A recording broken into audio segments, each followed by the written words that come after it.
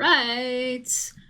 Welcome to another podcast of Tempelores Talks. This is number 25, and yeah, it's the first one of the new year. We are in 2025. It's the first one in 2025 where we actually have stuff to discuss about live concerts that we went to. It's happening and full on. We've been clubbing. Oh yeah. I mean, we're in less than 20 days at the moment, and I just realized that I've seen 4 live shows already, More? so that's quite a bit. And you were on the road as well, so we have lots to talk about. Yeah, just one. Yeah, well, that's okay. Let me start then, so we can have a little bit going on. A change. Yeah. And that's the first one. It was the show of Infected Rain, where they have a lot of supports. There were 5 bands. 4. Yeah, 4 supports. Like, I saw that. I was like, oh my god, that's a lot. yeah. Especially if you don't like all the 4 bands and True. You like Infected Rain and then you have to wait. Yeah, there were definitely people having that issue quite a lot. I think because everybody was just standing there for the most of the time. But what I like it is that they had bands from different genres with them, so that's very nice. So you have a bit of variation into it. I like that, and also they really gave young bands like really an opportunity to come out. Let's say the first one, Skin on Flesh, that was a band from well, they're based in Berlin, but I believe that the members were from all over the place, which was a bit of a punk rock formation. And usually when you see punk rock and female-fronted punk rock, it's kind of that poppy stuff, or it is, people who just want to mess with their instruments, jamming their life through a set or something. At least that's for a lot of these bands that I see coming across. But for them, I was like, oh, these people have it organized, They know what they want to do. They have a very good vocalist who rises far above many other punk rock formations I've seen. So, yeah, I see potential for them. And they also had a good live performance, so to say.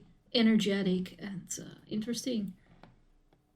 Second band that was supporting was Miruthan, and of course I interviewed them the week before, and of course I got them on offer, and I was like, oh, that might be fun for all these people going to see them on the tour with Infected Rain.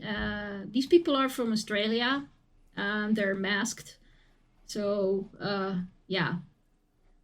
That's a bit of a surprise for people that come to the show because it's so different. They play melodic black death kind of metal.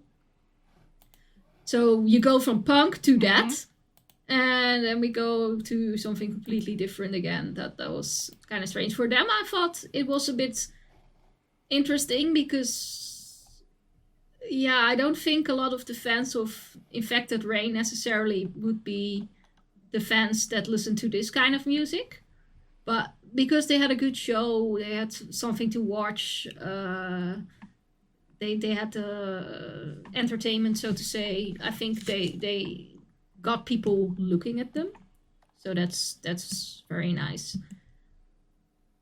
Then Elyose,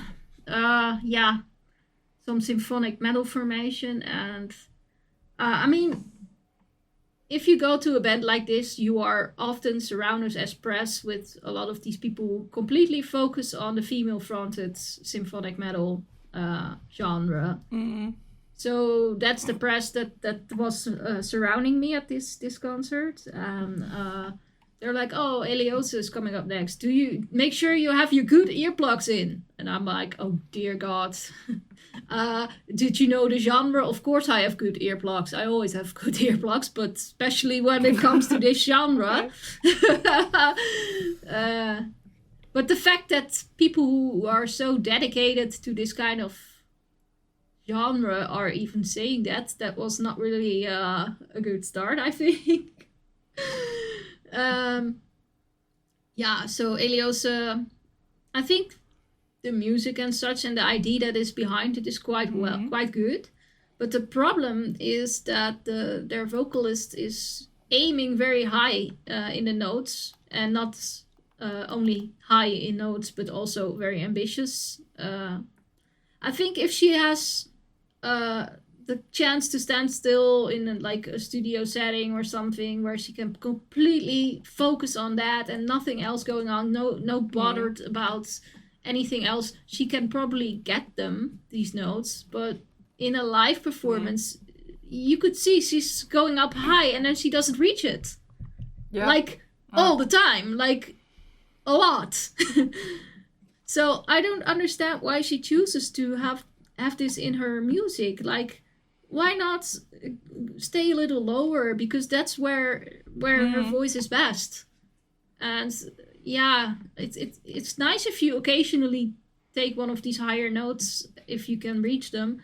But if you do so... Maybe she's a fan of those bands that are in the higher... I think so. And I think she can... If she tries and is in a controlled surrounding, she can probably reach those. Yeah. But it costs her a lot of effort.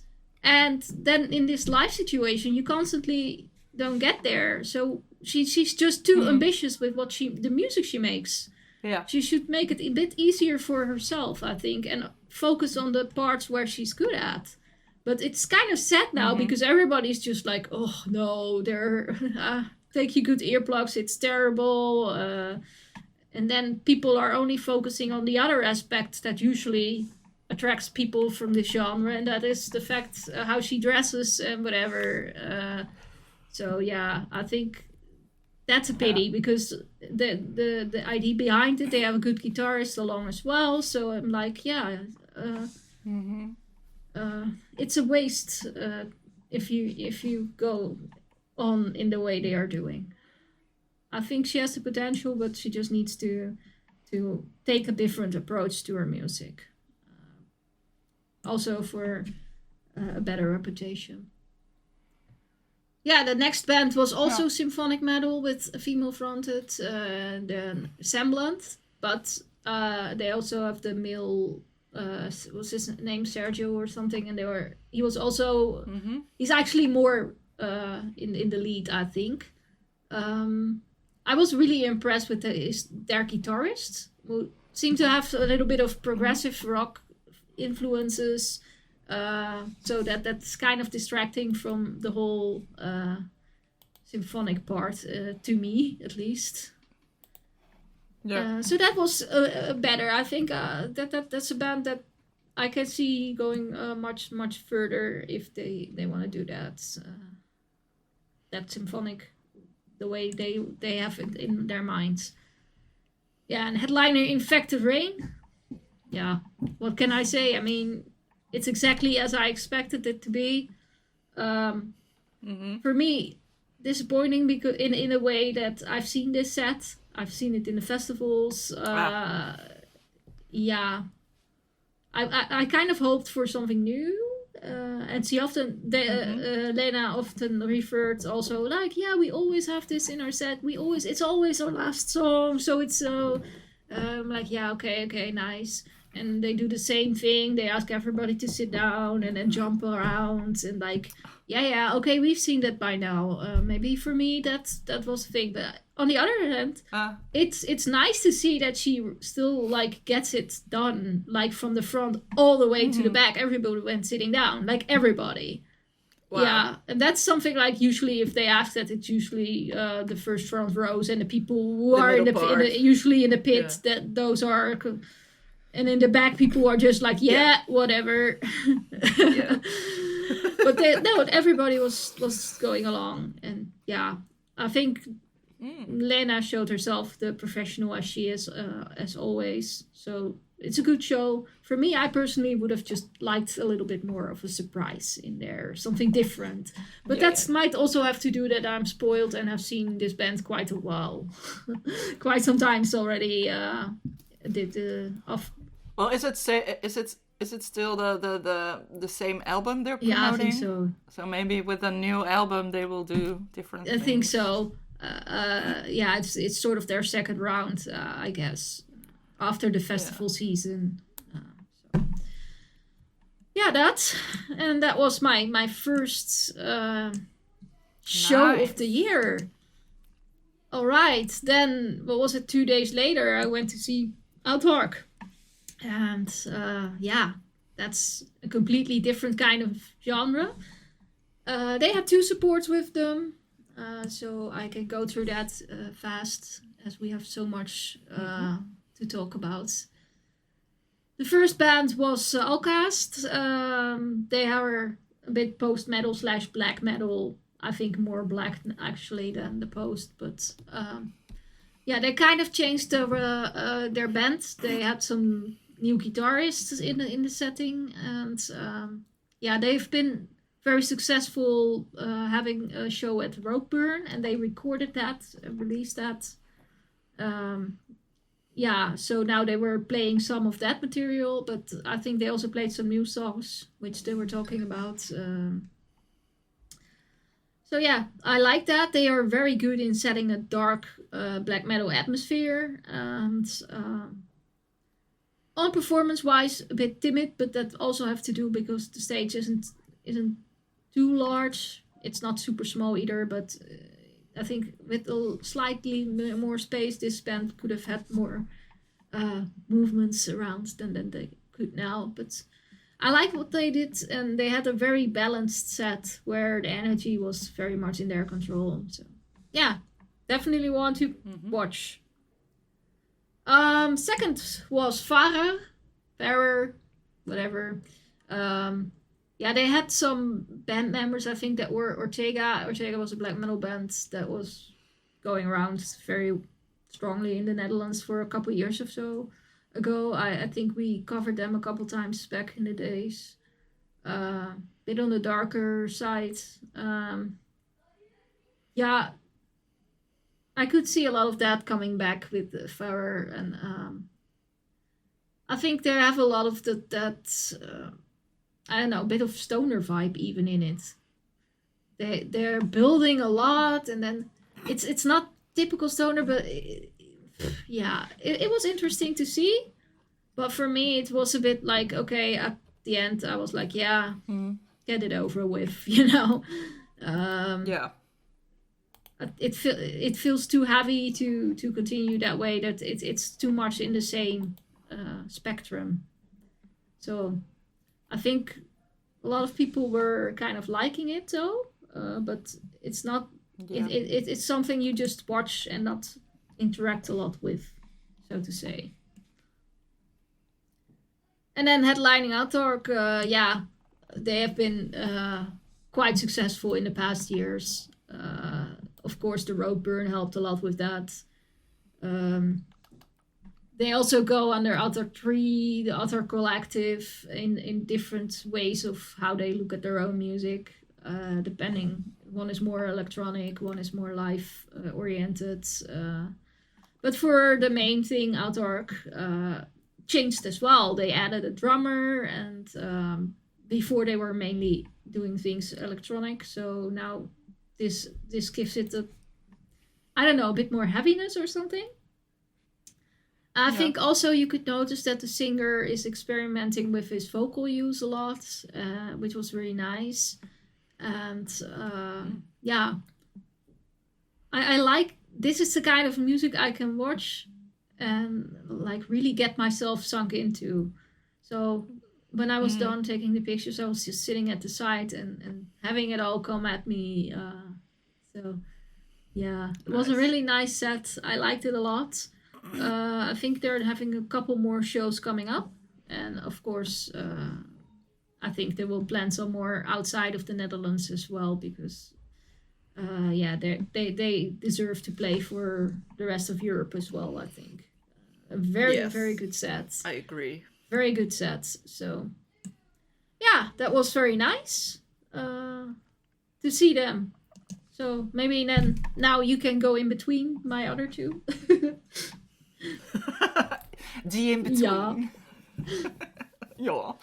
Well, I went to see three bands playing. The first band was, it was all on one night, of course.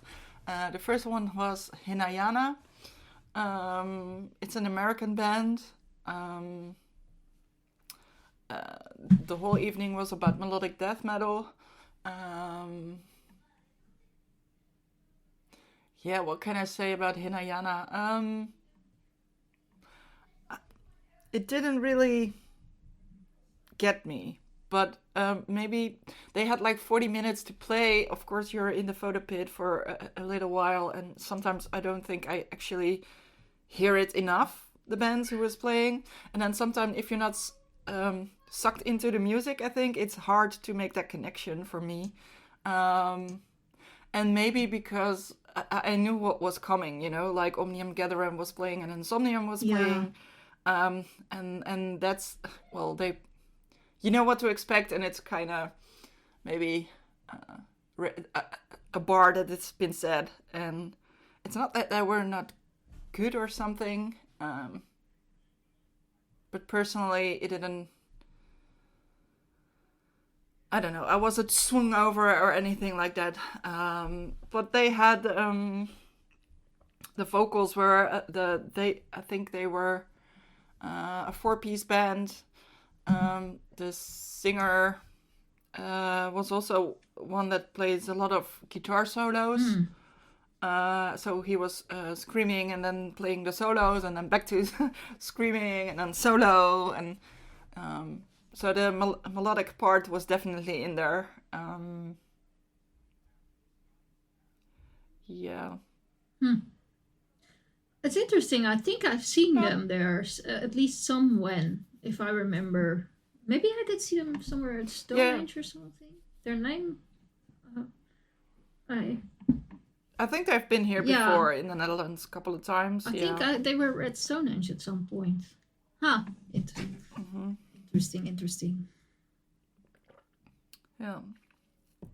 So if anyone else went there and they loved them, please let us know. I'd love to hear what you think of it. Then we had Omnium Gatherum, a Finnish band. They were playing one of their albums in full. They were playing Beyond. I think that was their 6th album. So we went back to, what was it? I have to peek, 2014, 2013, something like that. 2013. So that was a time when I was still going to Finland quite a lot. So it brought back a lot of memories for me. And also, well, both Omnium Gatherum and Insomnium, we've seen them countless times together. So yeah, it was just, you know, it was a little like party to see those bands playing, and maybe that also took away a little bit of my attention span from the first band. Yeah, and Omnium Gatherum, they were killing it. Yeah. I think it's with these, when they play an album in full, it's kind of, you know, maybe it's not always the best for the flow of the concert. True, because they have to play the album in a certain order. But there was no real dip in it or so that went really well. I think the audience really liked it. The energy was there. It was a good light show. I think they had their own light tech, or at least I love their light show. Yeah, they were on fire, I think. They're a little bit more, how do you say it, more energetic than Insomnium, of course. Yeah. They're more... Yeah, that is. It's not energetic, but... Yeah. I don't know how to describe it, but they're vibrant. More... Yeah. Yes. Maybe that's the... Yeah. That's a word I like to use for Insomnium... that. Well, they were very vibrant today. That day. So yes, of course they play all the songs from the album. It was really nice. I think also one of the band members from that album was back on duty on guitar. So that was really, really nice. And then we had Insomnium after a very short break. And they played Shadow of the Dying Sun. They also played their sixth album. Kind of funny. They both played their sixth album. And this album was from 2014, which I loved that album back then. So I definitely want to check this one out. And on guitars, there was also Phila Freeman, who actually wrote a lot of the lyrics for this album. So that was fun. And then what I said about, they have to play the album in a certain order. There was this, I was at halfway during the set, I went to sit at the side because the venue is nicely structured with sort of stairs on both sides where you can oversee the stage very well. And I sat down and there was like a guy sitting next to me talking to his girlfriend behind me, and I think, or wife, and I think he got dragged with the ladies and he came to see the band. And then at some point he said, like, everything sounds the same. And I was thinking, like, did I feel the same way, like, but I got what I missed with the first band. I really got sucked into this, but maybe because I know the album by heart, or not by heart, but I know the album. And Insomnium is, I think, one of those bands that it's really relying on those melodic soundscapes.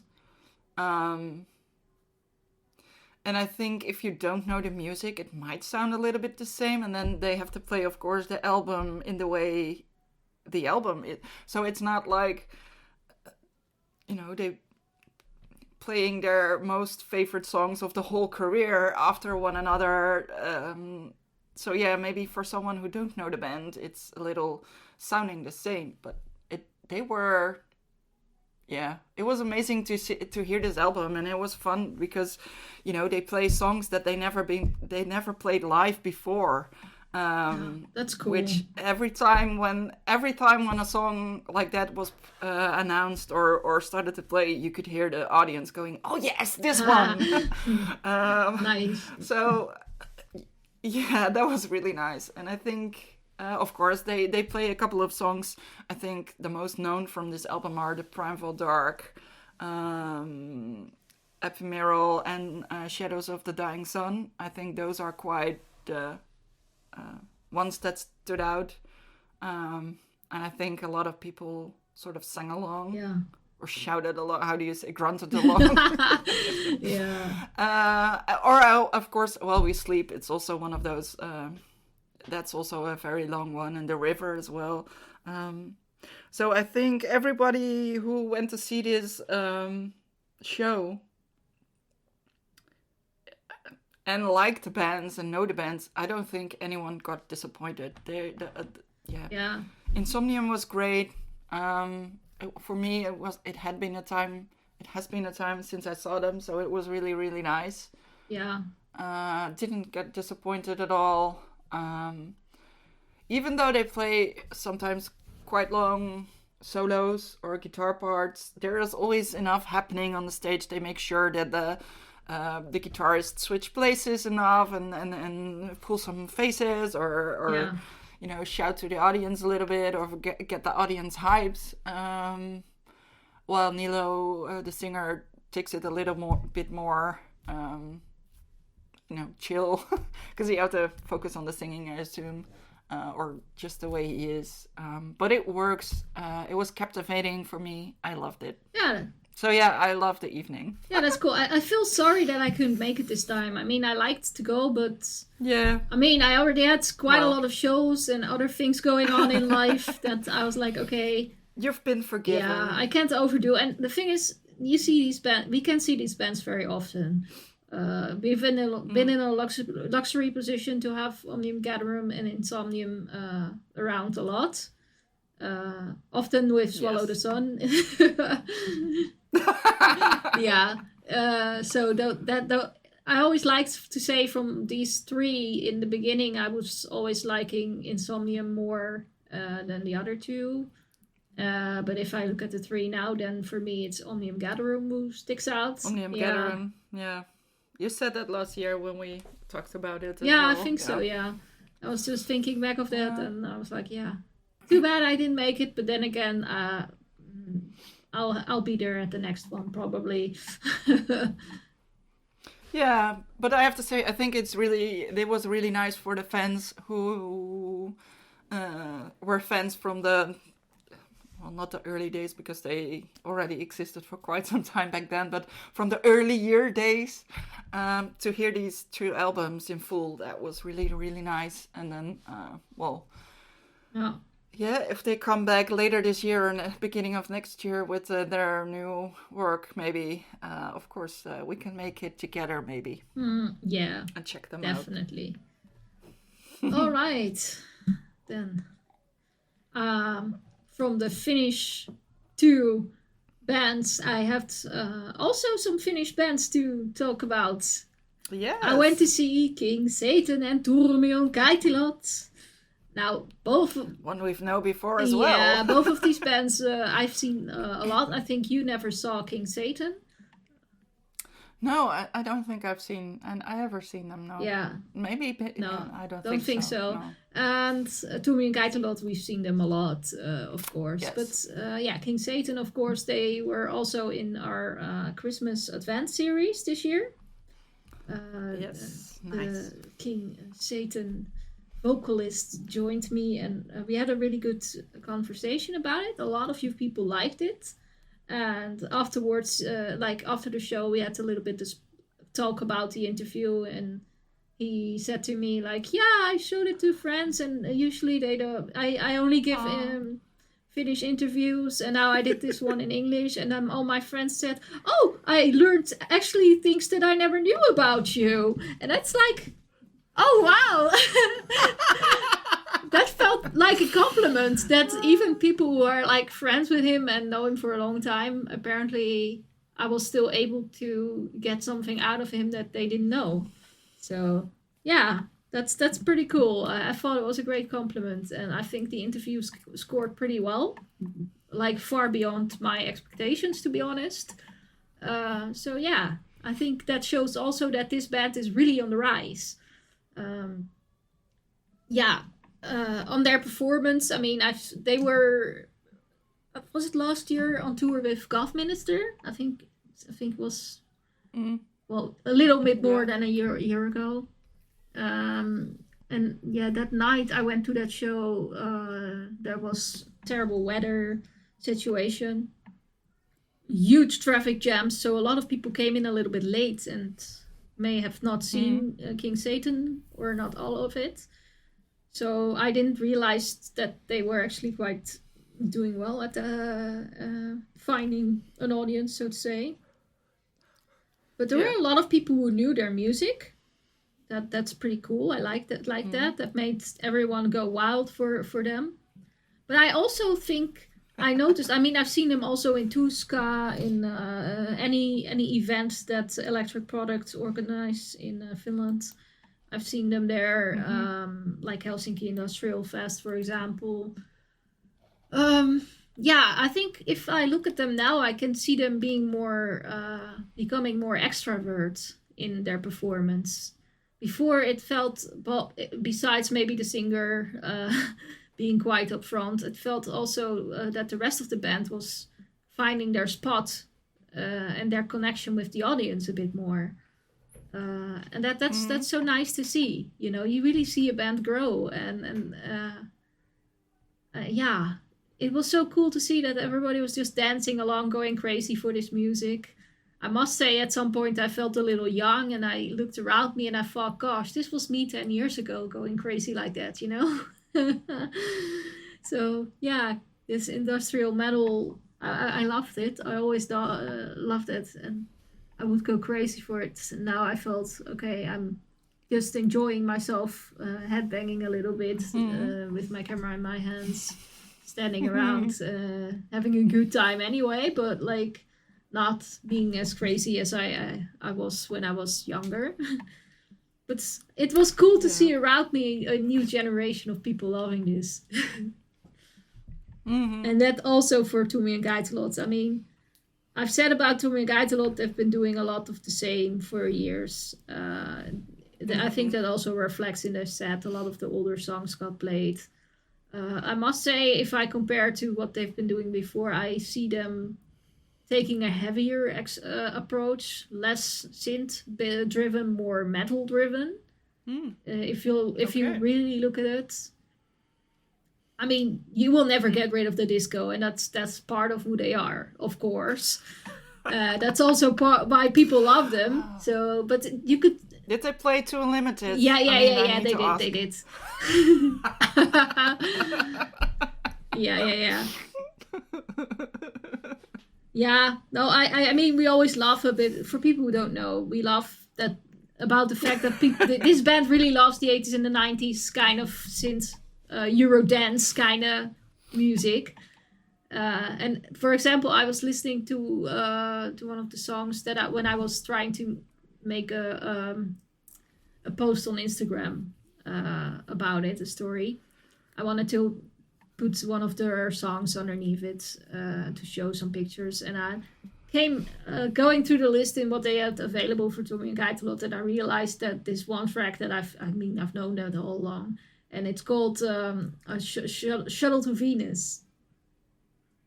Oh, yeah. And that reminds me because Venga Boys, they had at some point a comeback with a new single. It's like years ago or something. But I remember that because they were having a Liberation Day party near the building of my office. So I could see them from my window back then, and they were playing that song. And that song was called Rocket to Uranus. So from Shuttle to Venus to Rocket... You know, I mean, I get that connection. I remember. I get that connection. And I'm like, I don't think a lot of people do know the connection. But if you're listening to the podcast now, you know, and what you heard, you cannot unhear. Yeah. So now you will realize it. So that was funny. There were a lot of people from Finland who traveled to the Netherlands to see this band.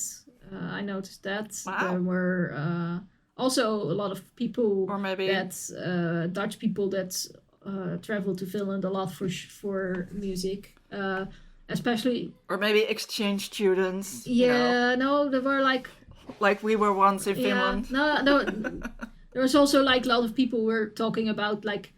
They don't specifically like a band from this genre, but they were talking about all the famous Finnish bands. At one point, they were talking about Children of Bodom, where one guy didn't know that Alexei died. And the other person was like, wow, how can you not know? And then they were talking about Lordi, and then they were talking about Nightwish, and then Heavy Saurus. And then I was like, okay, you guys go literally take all these names there, and interesting. But yeah, the conversation reminded me a lot to how we used to be when we were young. When we were young. When we were young. The good days. Oh well.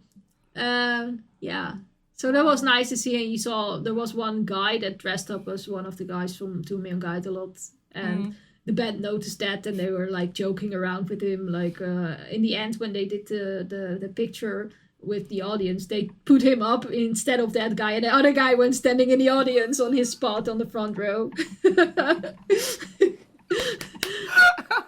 Funny. I like that. That's their kind of humor. It's also funny to see that the band realizes they saw me in the audience and sort of notified that I was there. Well, I like the fact that they're still around because, well, of course, there's so many bands still around. I mean, we just talked about Insomnium and Omnium, Gatherum, but I think Turmion and Kätilöt, they sing in Finnish, and they were not quite known in the Netherlands until a couple of years ago, they toured as a support act of Nightwish, I think. And it was funny because back then I had people around me saying, I discovered this new great thing, Turmion and Kätilöt. And I said, it's not new. Yeah, and if you've so seen, fun when they still do kind of do the same as back then. Well, if it works, it works. It works, but I don't know. It is what it is, and I think it's cool that a whole new generation of people is discovering them and go crazy with it. I like that. I remember that also the girl in the audience was showing a Spotify list to a guy next to him from Stereo DJs, which is Saku from Thulcandra, Kätilöt, and Fear of Domination. Mm-hmm. Of course, I mean, Fear of Domination, I think I kind of knew them before, before the first album was out. I interviewed them back then. I went to the metal orgy shows, which they organized together with Turmion and Kätilöt. And they had done a cover there, The Bad Touch. And that girl was talking about that song, and she said that she had at one point seen it live, and I was like, I was there when they played it for the first time in the Metal Orgy. I think it was it Metal Orgy when they played it first? I don't know. It was just that spectacle, and all the confetti was falling down and everything. And then I was like, girl, if I have time to talk to you, I mean, I can tell you so much stories, you know. That was very cool. And what I liked, the audience was all very kind to me. If I wanted to take pictures, they were like, "Oh, come by," and they were all fine with all that. And that's always that's not always a given, nice. Especially not when the fans are young. So no. I think that's my round of applause for them. Sounds like a good evening. Yeah, definitely good evening. Nice to see the guys again, so to say.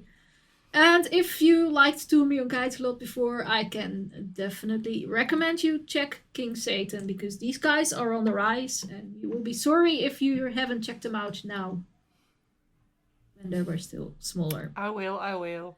Yes. And then the next show that I literally came home from 2 minutes before the podcast recording. So I went to see something blackish and deathish. Blackish and deathish. Yeah. The support band was local Nephylim. They're called. They have a new album coming out called Circulation, whatever, something like that, and it comes out in March. I have the promo already in the email, and I might go. I was considering actually discussing that in our podcast, because I'm always the one who picks out. No, I'm always the one who picks out an album to send through. But I was thinking, maybe I get this opportunity to see it live first. If it's not fun, then we don't have to discuss this one. But we saw them last summer. Yeah, we probably did. But still, then for this new album, I was like, let's do that. Yeah. Let's do it that way. But they played a good show. It was a home show for them. It was like their hometown. So the mummies and the daddies and the brothers and the sisters and the girlfriends were all around going a bit too extremely crazy in the front rows. You know, when you look from a distance and you look at a local band playing and you see this kind of behavior, you know it's their mommy and their daddies, and you know that are not just random fans. You know that you can tell. But that's cool. Everybody showed up for them. You know, that's cool. That's the support any band needs. If your friend is playing in a local show, especially if it's with a bit bigger band, you have to go out there and support them. But yeah, the throwing a bra in front of the singer on the stage, that joke has been done now. I mean, it's really not original and not funny or whatsoever. We've seen that one. So guys, you can skip on that one. If you want to do that, we at least want to see some boobies. But I think even at one point, I don't know which band it was, but I remember there was a band playing and there was some girls throwing their bra to the stage, but it fell off. And I think I went to pick it up, and then after the show, I gave it to the guy, like, here, this, oh, you took it. Like, yeah, here, I don't need it. Oh, wow, you took it. oh my goodness. I took it to joke, but he was like, oh, yeah, so amazing, so, I don't know. Yeah. I mean, oh, you forgot something. I didn't see exactly who threw it. I saw where it was coming from, and it might even been a guy who would throw it. After the show, I saw one guy who had that thing hanging on his jeans. Wearing. Yeah. I was like, Yeah. now, is this some sort of souvenir? Joke or souvenir. Yeah. But yeah. So, it was good. The new album sounds promising. This is melodic death that, if it grows further, it could definitely be in the kind of list that you see internationally. I remember from seeing them in the summer. I quite liked what I heard. They had a very small set or time to play. And it was broad, sunny weather, I think. But it sounded, promising. Yeah, definitely. And also their stage presence, they're active. Yeah, I can see them going far, so good for them. Nice. Yeah. And then there were two headliners which were kind of switching back and forth who is the last band and the second band. The second band for me this day was Sacramentum from Sweden. And yeah, they're kind of legendary in a way. They've been around for over 30 years. Yeah. I think they didn't release too much albums. If I remember, the last one was maybe 1999 or something. If I remember correctly, like a really long time ago. And after that, maybe some, I don't know, compilations, live albums, that kind of shit. So it's cool to see them going around again. What did I think of their show? Well, the singer is very theatrical in his performance. He's having flying hands, making poses, doing that. Also interesting to watch. The rest of the band is kind of just there doing their thing, not sending out too much. But it's like, if you go further into the sets, you are like, okay, I've seen this, you know?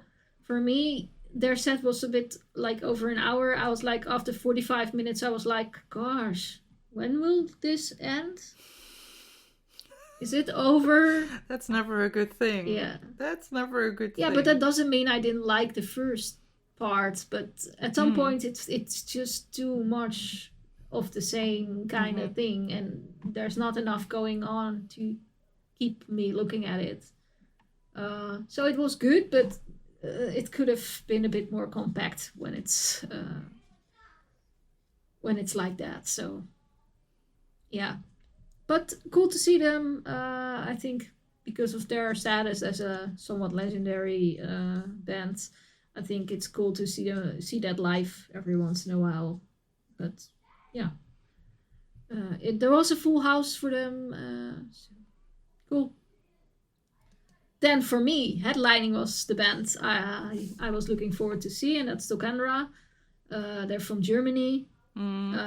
Started like in 2003 or something, so they also have quite some years on the counter. I always sort of in the sideways followed what they were doing, but I don't remember if I went seeing them live before. I listened to some of the music in the past, but also not like very intensively. So for me, it was like, okay, let's go and see them out. See what they are doing. They're very melodic in their performance. It's funny because they were, especially the first part, more focused on the heavier songs, I think. I liked the way they were going with that. It was intense, but then at some point, I think halfway during their set, they were playing a dissection cover. That was kind of nice. It was really like, oh, hey, that's different. And after that, they had a couple more songs that were more melodic driven. And I was like, okay. And the guy kept calling that ballads for some reason. I'm not quite sure how you per se qualify that as a ballad, but okay, yeah, it's more melodic. Yeah, it was seen with the audience. They liked it also very much. Yeah, they also, the last song they did was randomly starting a huge mosh pit, and I was thinking like, you guys didn't do that for the whole set, and now the last song you guys were like, let's go.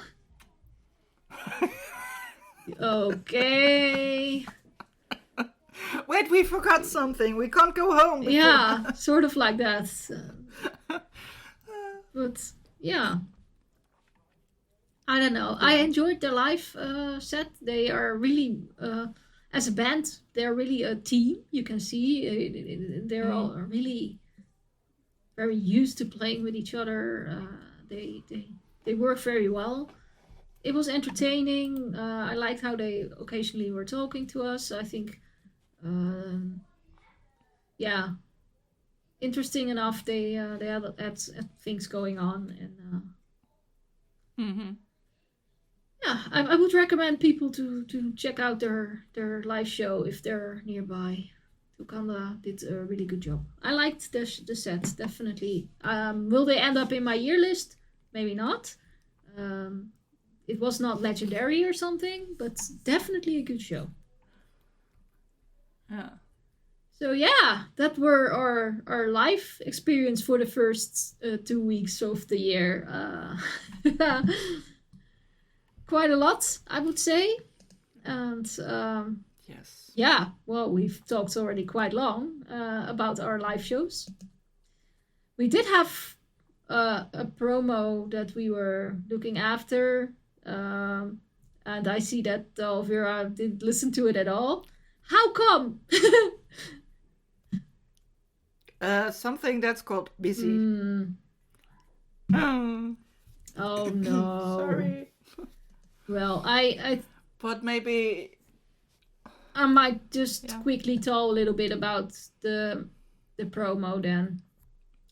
Quickly, so people know at least a little bit.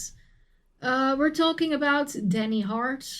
Danny Hart is a songwriter in the genre of heavy metal rock kind of music. I think more typically 80s rock kind of sounds. I think she's originally from Chile, if I remember. And yeah, do I say it's typically 80s? No, yes, but also very much with a modern approach. So I was thinking of Hailstorm. I don't know, maybe a little bit punkish here and there.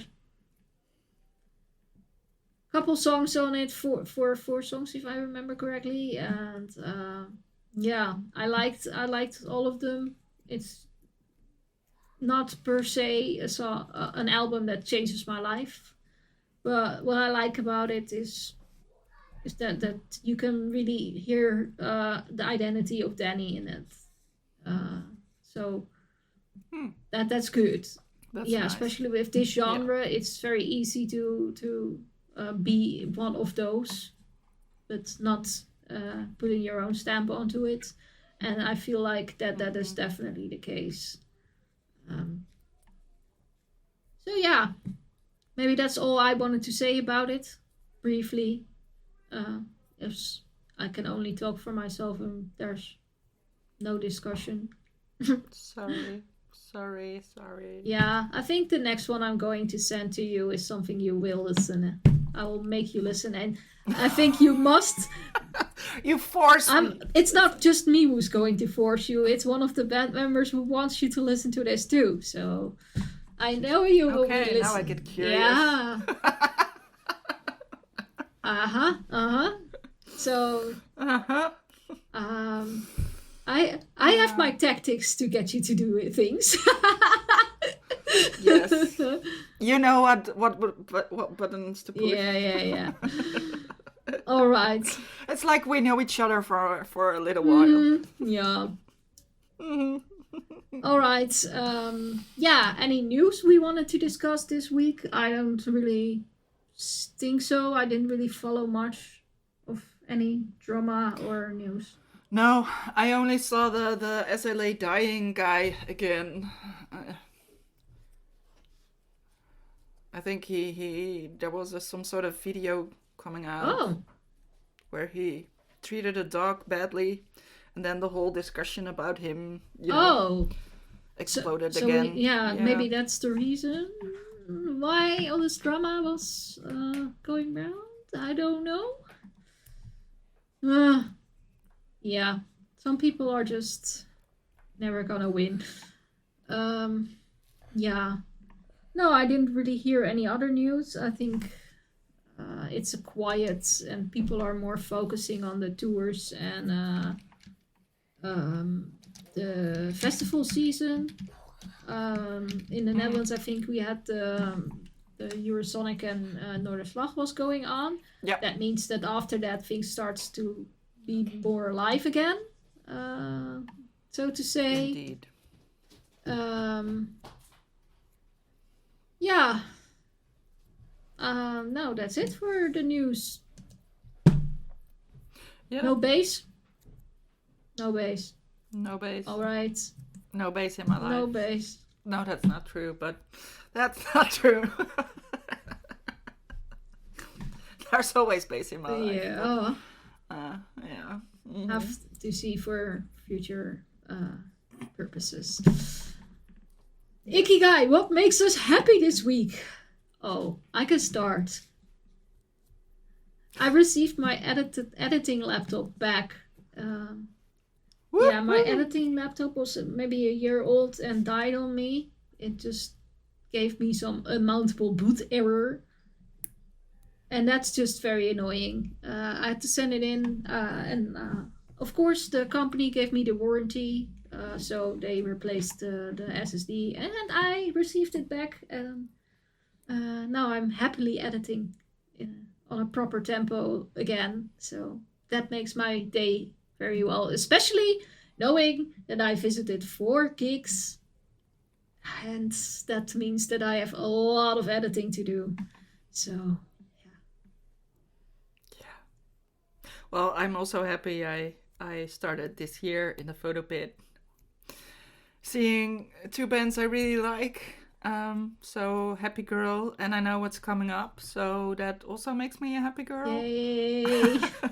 Sometimes it's really easy to make us a happy girl, but I just like being in the photo pit and seeing things I like and enjoy. Yeah, don't we all? Yeah, and I'm kind of planning a little bit forwards for trips and things, and I'm like, oh, there's so much nice things coming up in this year, so... Yeah, a little bit too much. I have to make choices, which is really, really hard sometimes. Yeah, but... I made choices also.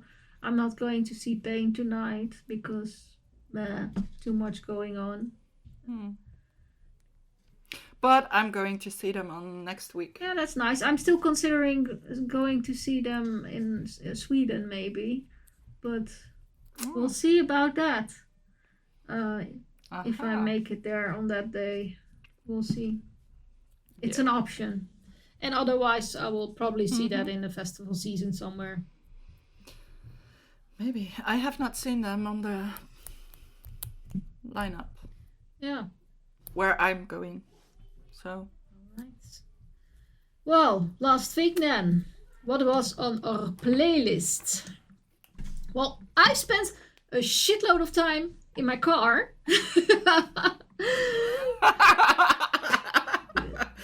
going to gigs. Yeah. Driving home from gigs. Yeah. Driving home for Christmas. And none Oh, of them it's were been closed. None of unnecessary. them were closed. So, yeah, I've been listening to some Morlocks for the review that I did about them. Of course, these songs I already knew because the band has released them previously on their YouTube, and I've been there for 14 years already or so. So it's like, yeah, nothing new, literally. And not too spectacular either. There are definitely B-sides placed on one EP. Yeah, and of course they have a Battery cover, and I thought maybe it's good to listen to some Battery, so I've been listening to Battery. And then I've been listening to some pop music even. Icon Crash. Why? I listened to Icon Crash again after many years. Yeah, then what else was on my list? I've been playing a lot of older albums actually. Some older from the Foreshadowing, some yeah, some Rhombus albums I've been listening to, some gothic kind of music. I listened to even I think I played some Insomnium. Yeah, that basically been going around like in the archives what I've been listening to for catching up on things. I've been listening to one album I still have to review. That's Fatal Embrace from Sweden. Disclaimer, I have friends in the band, so yeah, I kind of have to review that. But it's cool. It's nothing new. It's an album they re-released. But I still like to give it some attention. And yeah, maybe if I have the time, I will try to catch them for an interview or something. We'll see. And what was on your playlist? Well, I was been thinking when you talked about all your bands, my brain was like, did I listen to anything different than I'm always listening to? But not really. I think, well, maybe Alice in Change. And The Usual Suspects. Yeah, nothing new. That reminds me. No. I need to say to you, because I was listening to that band as well, in We Fall, that I interviewed in my series. I think you would like them. So they're Which in one? We Fall. They're the guy that looks like the actor that I was talking about. So yeah, I think that band. In There We Fall. Yeah, in We Fall. I will send you a link. I will send you a link to the interview. Then you know what I'm talking about. No, I've seen it. I think. Yeah. I think if you listen to the album, you will like it, because it has a bit of that grungy feel to it. So. Yeah. All right. Yeah. That was our playlist then, I think. Lots of... Yeah, sorry, nothing new. No, but we've just been... the same old. I'm like a freak for habits. Well, I now make you promise to listen to the next album I'm going to send you for the next podcast. So that will be something. Yeah. Okay. Hereby, I solemnly promise. Write it in the contract. Yeah. Nah, with all craziness, I think that one will come naturally. Okay. And then, yeah, nothing more to say. I think that we're literally already at the end. after an hour. Yeah. And I'm looking forward to next one, because then I probably... Oh, no. One is going to be in the evening of next recording session, I think. Yeah, so I haven't been there yet, but... Okay. I will go to one evening. I'm not sure. I haven't officially planned anything. I might go to one on Wednesday if I feel like it, but that's not really metal, so I might not. Depends. If I feel like it. Yeah, it's in the Willemijn Cafe, so I kind of can just decide last minute whether I want to be there or not. I'll be in the city for a haircut probably, so I might do it. And then there's some that I might walk into, but I don't know. I also have some things going on, considering maybe possible interviews, so I might focus on that a little bit and not do that many shows at the sea. Yeah, we'll see. So let's see. We will speak at least soon-ish about our new endeavors. Yeah, and keep also an eye, like I said, on the YouTube. I mean, we're working hard on making new interviews. I actually added a new playlist on our YouTube channel, and that's Bazak and the Bands, because she has also been doing interviews. It's not just me on there doing the interviews, and she has another one coming up soon. So I'm not going to tell who it is, but you guys might want to keep an eye on that and check it out, because it's definitely going to be interesting to watch.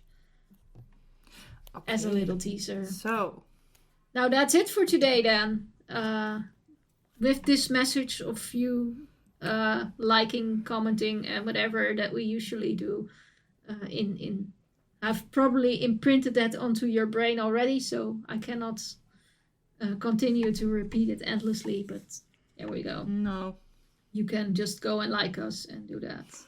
I've only one thing to say, and that is bye! Bye!